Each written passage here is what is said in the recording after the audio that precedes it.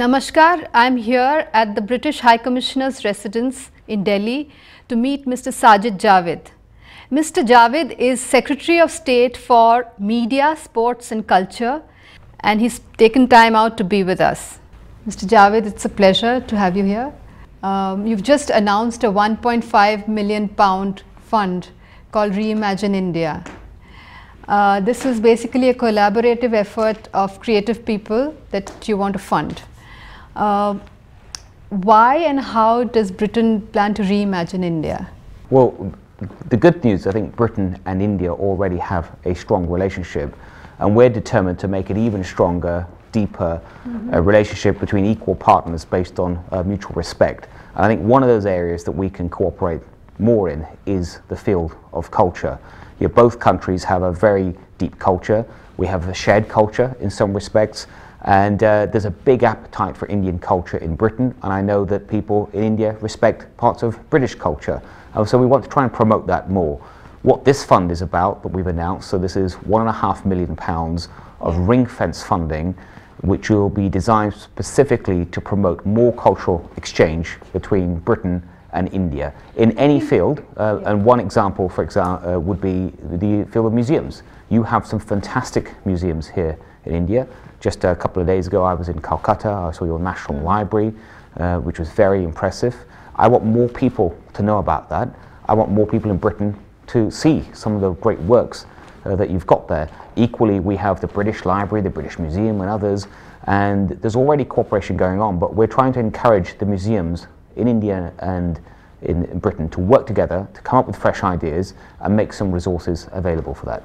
I think you've mentioned that through this fund you want to reach out to unknown artists and those who are not necessarily in metros and in urban cities.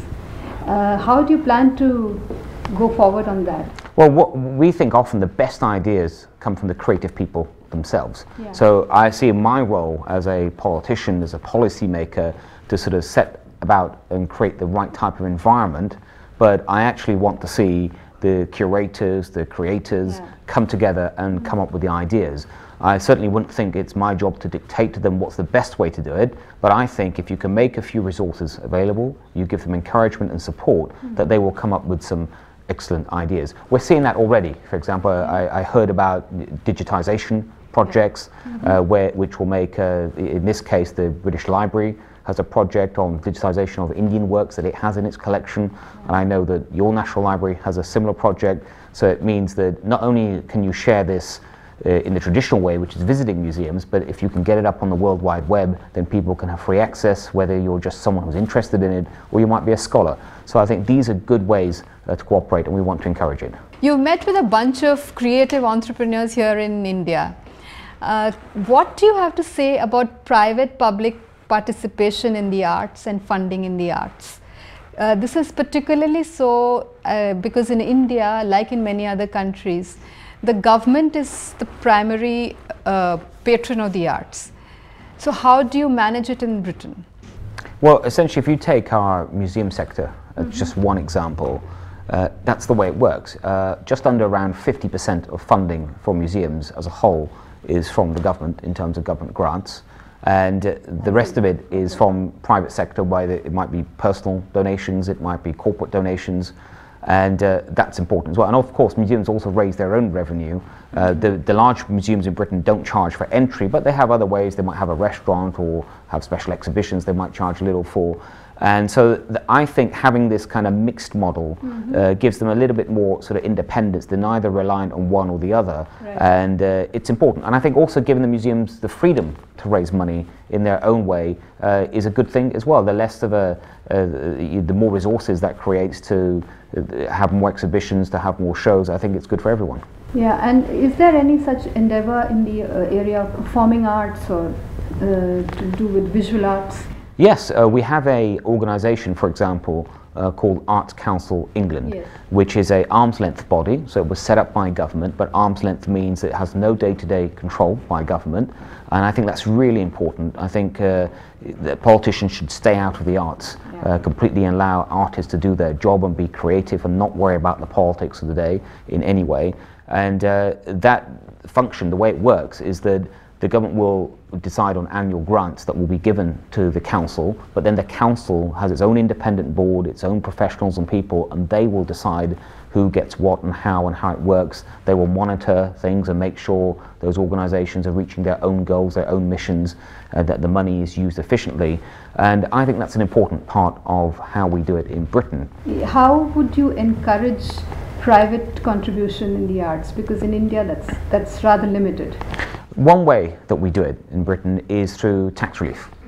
So we would say to people that have that kind of wealth, and many of them do want to help the arts sector and be patrons of it and help in many ways, is that if you give something, then the state will help by providing some kind of tax relief in your donation. So, for example, many of the arts organizations are set up as charities, and charitable donations in Britain get tax relief, and I think that helps. And we also have some other schemes that have been put in place. So, for example, as if someone passes away in their estate, if they have valuable artistic items, say a painting or something, that they can then donate that to the state, and that will be in lieu of their inheritance tax bill. And so there are schemes like that which I think help encourage giving.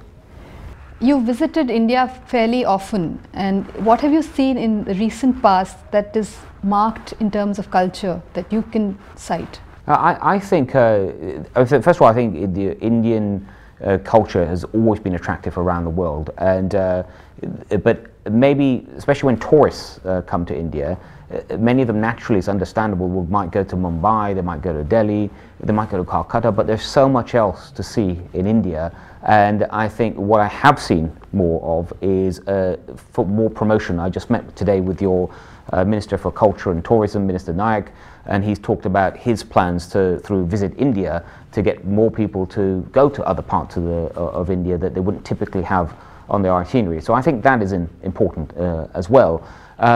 Also, I'm seeing, from what I notice, more and more young people in India getting involved in culture, and in that I sort of more broadly, if you think about the design sector, because I see that as part of culture, whether that's your Indian clothing, Indian music, Indian film, that has always been an international element, but in London today, throughout Britain, you can find more Indian art and design and more crafts, and I think actually the UK is a great base for anyone that's an Indian designer, an Indian creator, and they want to expand in Europe, let's say. I think you can't get a better base than Britain, because it's so welcoming, it's so open. There's an Indian diaspora there, you're the second largest overseas Indian population in the world, and I think all this together makes the UK a fantastic base for Indian culture when it's trying to expand abroad, especially in Europe. Mr. Javed, you are the Minister for Media and Culture and Sport in UK. I wanted to ask you, what is the media coverage like of culture in UK? I ask you this particularly because in India, the coverage of culture in the media is shrinking. But for a public broadcaster like Doordarshan, which has a specific channel for the arts, but otherwise it is basically politics or economics or entertainment, which is largely Bollywood. Very little to do with art and cultures. I think in the UK it's been expanding. I mean, if I cast my mind back to when I was a youngster in Britain, that when it comes to, say, television, broadcast media, there were 3 or 4 channels for people to choose from. Now with digital technology, satellite, cable, there's about 500 channels, and you'll actually find, not just through the public broadcaster, which is the BBC and Channel 4, we also have Sky and many other broadcasting groups. They will have, many of them, dedicated art channels, culture channels, might be focused on dance or music. Obviously, there's many. Why do you think that has happened?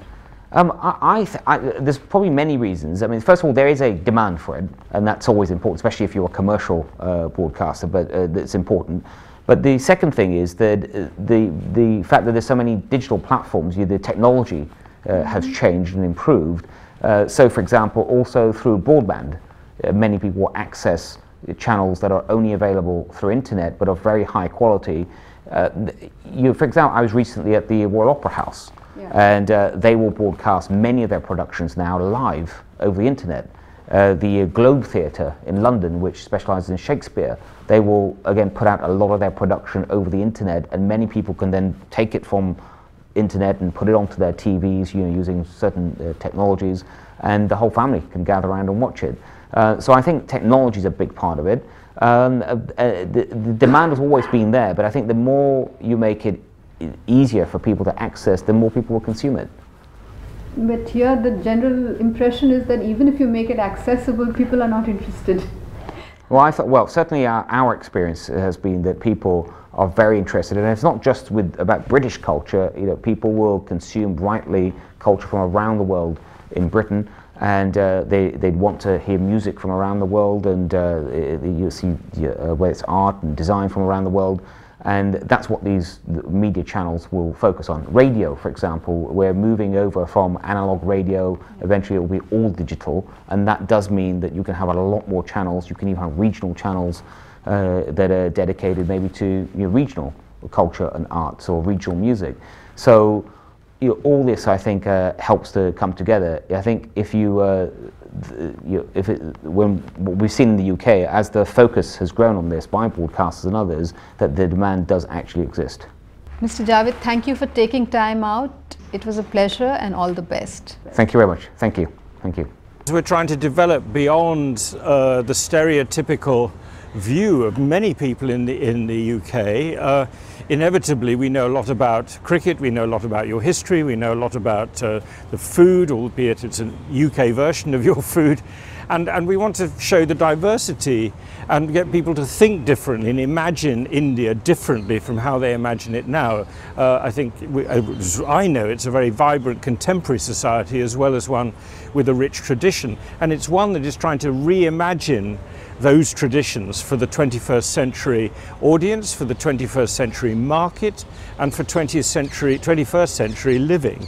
So we want this relationship through this program over the next 3 to 4 years up until the 70th anniversary of independence to develop a wholly different tenor, to be literally reimagined. And a couple of hours post this interview, Mr. Javed attended an Indo-UK collaborated folk dance and music show in Delhi's Kamani Auditorium. The group, Folk Nations, comprises 2 Indian and 4 British musicians. Listen in.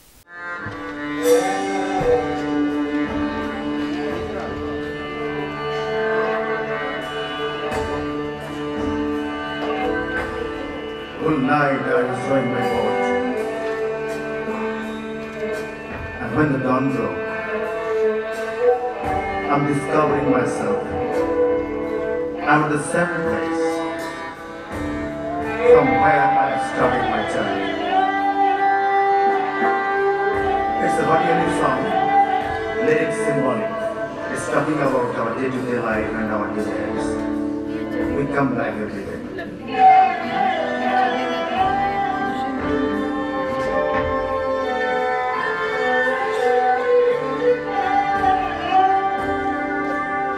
Harato Noka Maya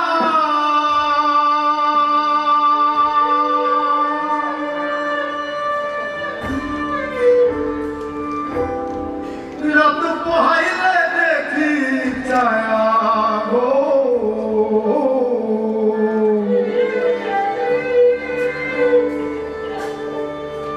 Dekha Mirna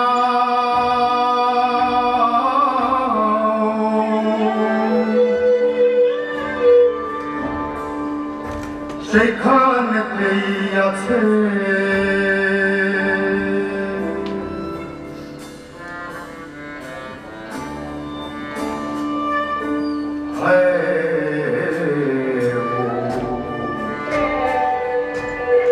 কি আশায় ঘুরিলাম কারুর কাছে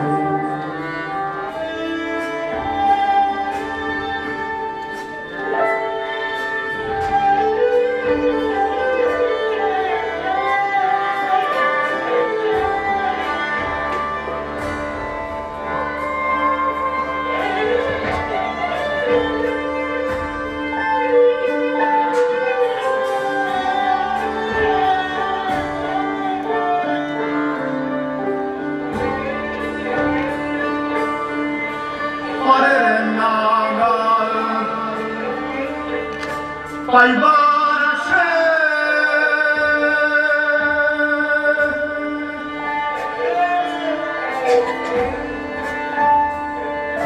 চাহিয়া দেখি তোমার সে গো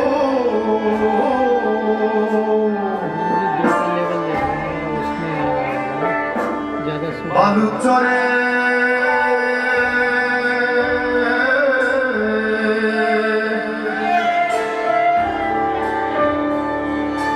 নৌখানা ঠিক আছে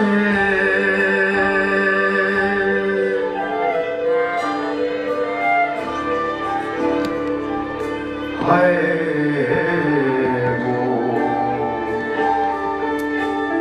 কি আশায়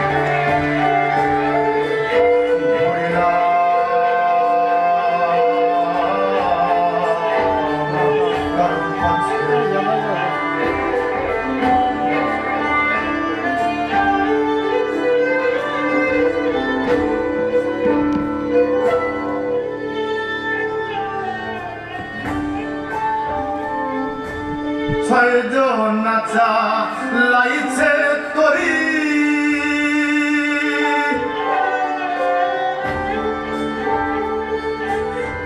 নাই সে তরি নাই কান্ডারি গো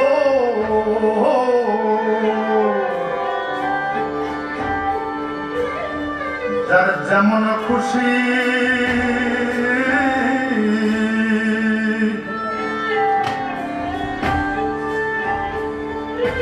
সেই দিকে বাইয়াছে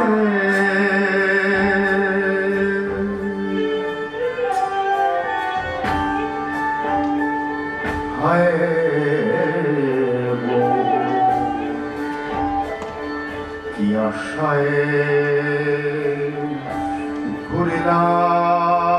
ঘুরিলাম তার পাছে আমি সারা রাত্র নৌকা বায়া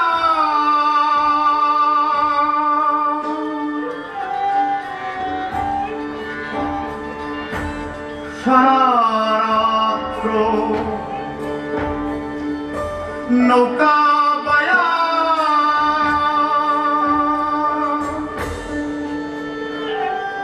আমি সারা রাত্র নৌকা বায়া